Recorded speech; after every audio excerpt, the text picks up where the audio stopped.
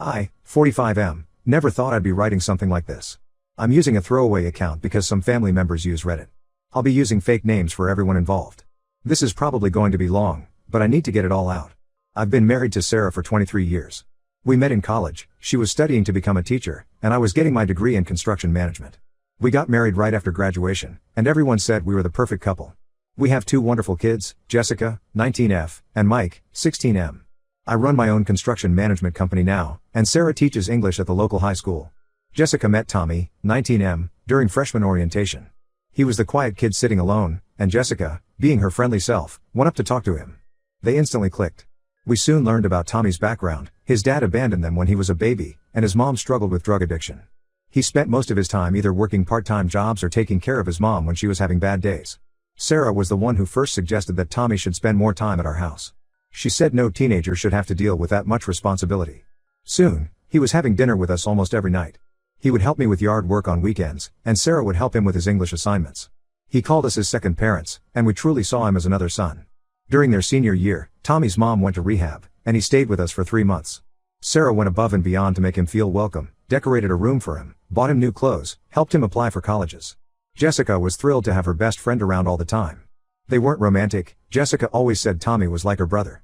Even after graduation, when Jessica went to college out of state, Tommy stayed local and remained a constant presence in our lives. The first signs that something was wrong started about 6 months ago. Sarah began changing her routine. She started going to the gym every morning instead of her usual evening schedule. She changed her phone password, which she'd never done in our entire marriage. She was constantly texting, always holding her phone at weird angles so I couldn't see the screen. When I asked about it, she said she was in a teacher's group chat about curriculum changes. Then I noticed her behavior around Tommy changed. If he came over when Jessica was away at college, Sarah would either disappear to our bedroom or be overly friendly with him. She started dressing differently when she knew he was coming over, wearing makeup on weekends, which she never used to do. I brushed it off, thinking she was just trying to look nice because we had company. Last month, I noticed she was staying late at school more often. She said she was helping students with college applications, which made sense given it was that time of year. One night, I drove by the school at 6 p.m. to surprise her with dinner, but her car wasn't there. When she came home at 7:30, she said she'd been at school the whole time. That was the first time in 23 years that I caught her in a direct lie. Everything came crashing down last week.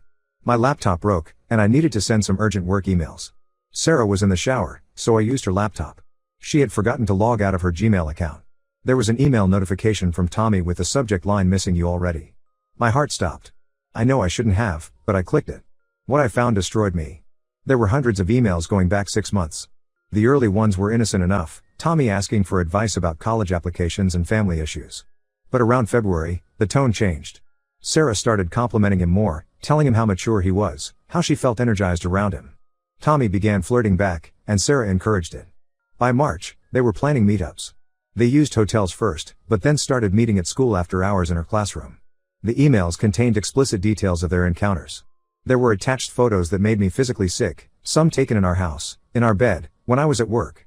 They had pet names for each other. They talked about their connection and how age was just a number. The worst part was how they talked about me and Jessica. Sarah complained that I was boring, that I didn't understand her like Tommy did. Tommy joked about how clueless Jessica was, saying things like if only she knew what her mom and I did while she was FaceTiming us last week. They met up multiple times when Jessica was home for spring break, sneaking around while we had family dinners. I spent hours going through everything, saving copies to my cloud drive. I found a hidden folder with more photos, dating back to Tommy's senior year. While nothing explicit happened then, the progression was clear. Sarah had been grooming him, building up to this for over a year. When I confronted Sarah last night, she immediately started crying.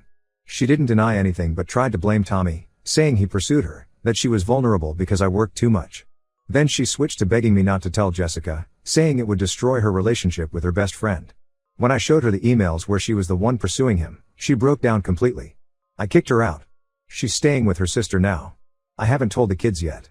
Jessica is coming home from college this weekend for summer break, and Mike is at a school wilderness camp until Friday. I've spent the last 24 hours alternating between rage and numbness. How do I tell my daughter that her mother betrayed her in the worst possible way? How do I tell my son that his mother isn't the person we thought she was? I have an appointment with a divorce lawyer tomorrow.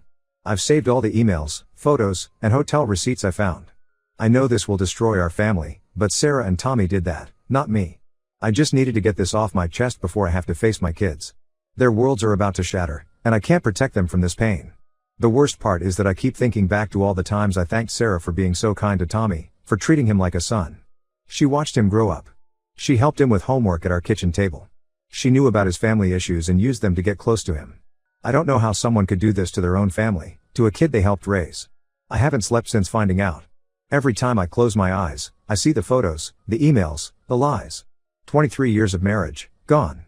My kids' childhood memories, tainted. All because my wife couldn't keep her hands off a teenager who trusted her like a mother. I know I need to be strong for my kids, but right now, I'm just trying to make it through each hour without falling apart. Does anyone have advice on how to tell the kids? Should I show them the evidence, or just tell them the basics?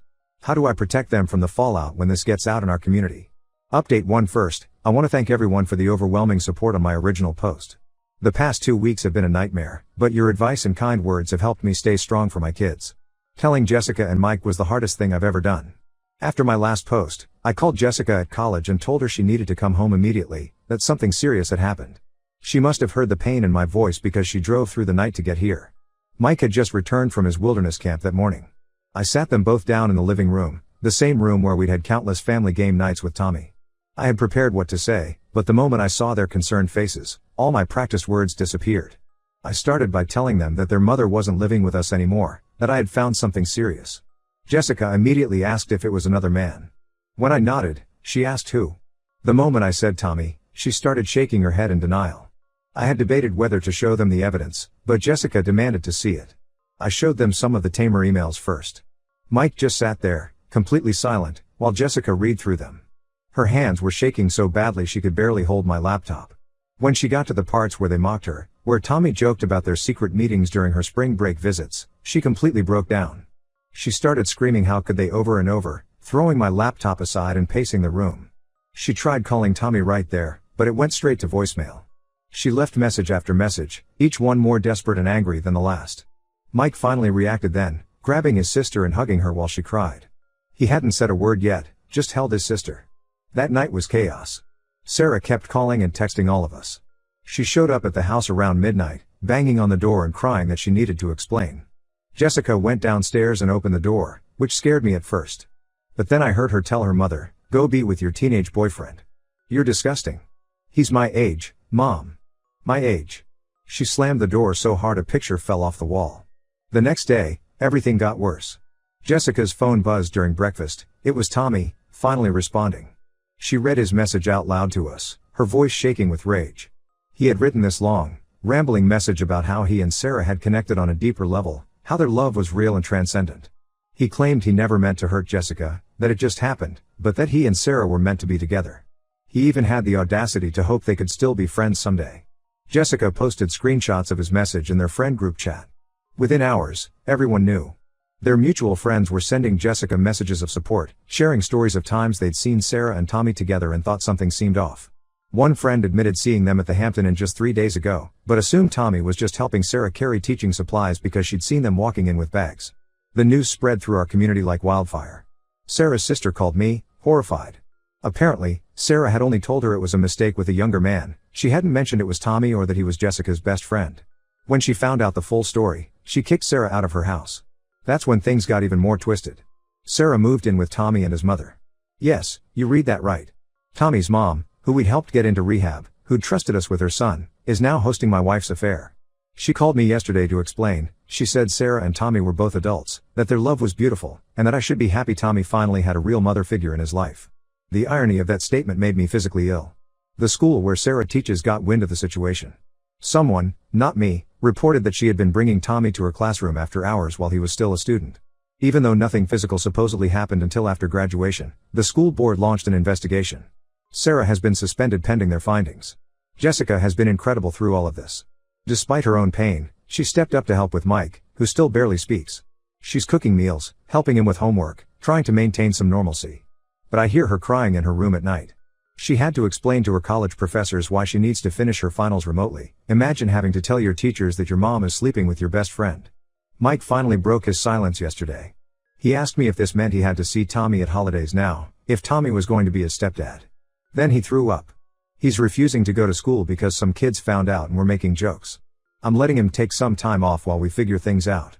Sarah keeps trying to talk to the kids. She sends long emails about how sorry she is, How she never meant for this to happen. How she still loves them. Jessica set up an email filter to send them straight to trash. Mike just deletes them without reading them. They're both in so much pain, but they're so angry they can't even process the hurt yet. I met with my lawyer again today. Given Sarah's suspension from work and the evidence of her using school property for their meetings, he thinks we have a strong case for full custody of Mike. I don't even recognize the woman I married anymore. How do you go from helping a troubled teenager with his homework to sleeping with him behind your family's back? The next few months are going to be hell as we navigate the divorce and custody arrangements. But right now, my only focus is helping my kids through this. They didn't ask for any of this, but they're paying the highest price for their mother's selfish choices. Update 2: The situation has gotten even more complicated than I could have imagined. What I thought was a single betrayal turns out to be part of a larger pattern, and the revelations keep getting worse. Sarah's sister came to see me last weekend. After kicking Sarah out, she decided to go through some of the stuff Sarah had left at her house. She found Sarah's old iPad, which was still logged into various accounts. What she discovered made her physically sick. There were messages from 2 years ago showing similar inappropriate conversations with another student, James, who graduated last year. While it seems nothing physical happened with him, the pattern of grooming was identical: compliments about maturity, offers of extra help after school, gradually becoming more personal and flirtatious. The sister showed me screenshots of everything before turning them over to the school board. In these messages, Sarah would tell James how mature he was for his age, how his girlfriend didn't deserve him, how she could teach him things other girls his age couldn't. Sound familiar? It's the exact same playbook she used with Tommy. When James graduated and went to college out of state, the messages stopped. That's when she started focusing on Tommy. The school board investigation has uncovered even more. They found emails Sarah sent to Tommy through her school account while he was still a student. Nothing explicitly sexual, but lots of subtle grooming, discussing his body after gym class, commenting on how other girls must be all over him, saying she got butterflies when he visited her classroom. She would schedule tutoring sessions with him even though he had an A in her class. They also found security camera footage of them in her classroom after hours, long before graduation. The school fired her immediately. They're debating whether to report her to the authorities, even though nothing physical happened until after Tommy graduated. Her teaching license will likely be revoked. The news has spread through the local education community, and no school will touch her now. Tommy reached out to Jessica yesterday. Not to apologize exactly, but to explain. He admitted that Sarah had been laying the groundwork since his senior year. She would find excuses to touch his arm or shoulder, tell him his muscles were developing nicely, say things like if I were 20 years younger, he said he felt special, chosen. She helped him with college applications, bought him new clothes, gave him money for gas, all while telling him he was different from other boys, more mature, more understanding. He claims they didn't kiss until a week after graduation, and nothing more happened until he turned 19.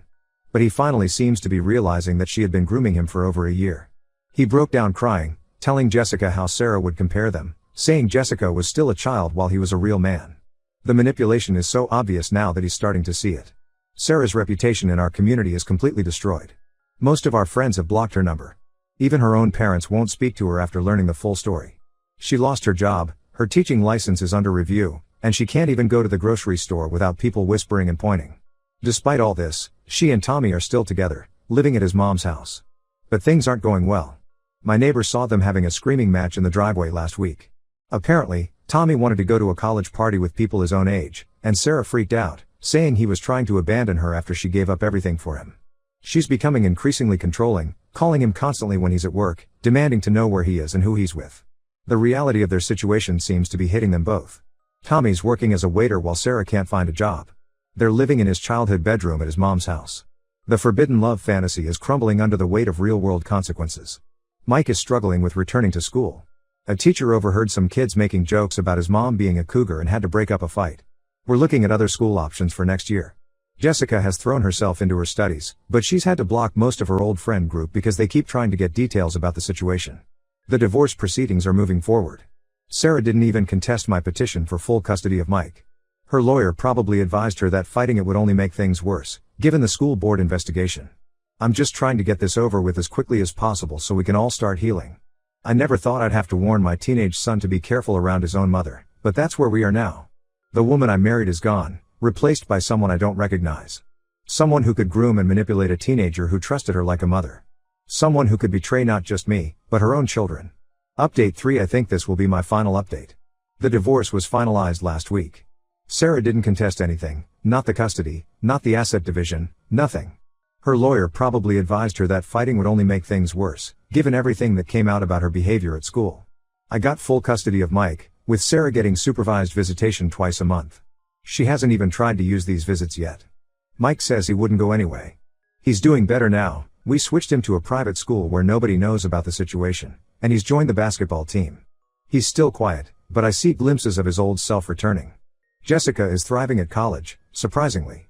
She threw herself into her studies and made Dean's List last semester. She told me focusing on school helps her not think about everything else. She's cut off contact with most of her old friend group. Too many of them were still in touch with Tommy and would try to pass messages or updates about him and Sarah. The most dramatic development happened last week. Sarah and Tommy's relationship imploded spectacularly. Turns out Tommy met a girl at his community college, someone his own age. They started studying together, and one thing led to another. Sarah found out when she went through his phone while he was sleeping. Yes, she'd become that person. According to Tommy's mom, who still occasionally updates me, thinking she's helping, Sarah completely lost it. She threw all his clothes out into the front yard, screaming about how she gave up everything for him. The neighbors called the police when she started throwing his PlayStation and laptop after the clothes. Tommy just stood there, watching his mature girlfriend have a full meltdown like a teenager. Sarah showed up at our house that night, drunk and crying. She kept saying she'd made the biggest mistake of her life, that she'd throw away everything for a stupid kid. I didn't let her in. Mike heard her crying and just turned up his music. When she wouldn't leave, I called the police. Watching them escort my children's mother off our property was surreal. Tommy's mom called the next day to say Sarah had moved out and was staying at some cheap motel. Tommy is apparently dating the girl from his college now, and his mom admitted that she's more age appropriate. She tried to suggest that maybe Sarah and I could reconcile now that she's learned her lesson. I hung up on her. I've started dating again, very casually. Just coffee dates with a woman I met through a mutual friend. The kids know and are surprisingly supportive. Jessica said she just wants me to be happy, and Mike asked if she was at least age appropriate, which made us both laugh, even though it was kind of sad. Sarah still tries to reach out through family members. She sent me a long email about how she's in therapy now, how she understands what she did wrong, how she'll spend the rest of her life making it up to us. I didn't respond. Some things can't be fixed. Some betrayals cut too deep. She can't teach anymore. Her license was revoked after the school board investigation. She's working as a waitress now. Apparently, she's telling people she's writing a book about her experiences. Jessica says that's just typical mom, trying to make herself the main character of everyone else's tragedy. We're all healing in our own ways. Mike has his basketball, Jessica has her studies, and I have my work and my kids. We have family dinner every night when Jessica is home from college, and game nights on weekends. We're building new traditions, new memories, without Sarah. Sometimes I look at old family photos and wonder how we got here. But then I remember that Sarah made her choices. She didn't just cheat, she groomed and manipulated a teenager who trusted her, betrayed her own children, and showed no real remorse until everything fell apart. Some wounds don't heal, but you learn to live with the scars. We're doing exactly that, one day at a time.